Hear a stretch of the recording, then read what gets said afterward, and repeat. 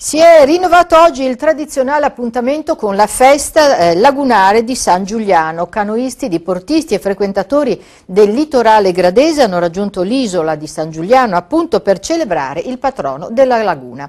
Maurizio Mervar. Come gli antenati, dai piccoli attracchi fluviali di Aquileia, e c'è chi preferisce una discesa in acqua più pimpante con tanto di ribaltamento per saggiare un po' la temperatura. L'associazione Canoa Kayak Friuli, la Nautisette e i Graisani de Palù, custodi delle tradizioni lagunari, si sono diretti di primo mattino verso quell'isola che prende il nome dal patrono della laguna, San Giuliano. Scendere lungo il fiume Natissa, già caro ai latini, è un'emozione ambientale ma anche un excursus storico. A tratti si intravedono i resti di tumulazioni romane, un'eredità purtroppo oggi minacciata.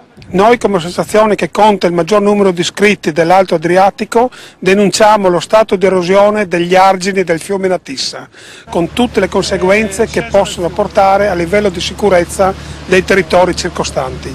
E non sono solo gli argini a preoccupare, dal colore delle acque smosse appare evidente la necessità di dragare i fondali sia sul Natissa che all'imbocco della litoranea veneta, ma il fascino degli scorci è intatto. Il kayak è una bestia invernale, è nata nei paesi nordici e noi che facciamo kayak d'inverno siamo un po' eschimesi. Sia questi grigi, sia i tramonti che ci sono in febbraio, gennaio, dicembre sono il must, le 5 stelle che ci può offrire la laguna.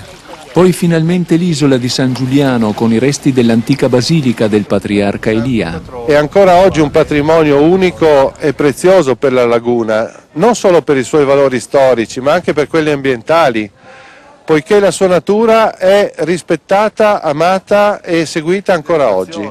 Amata e seguita come la secolare tradizione dei festeggiamenti patronali. L'amore non passa mai.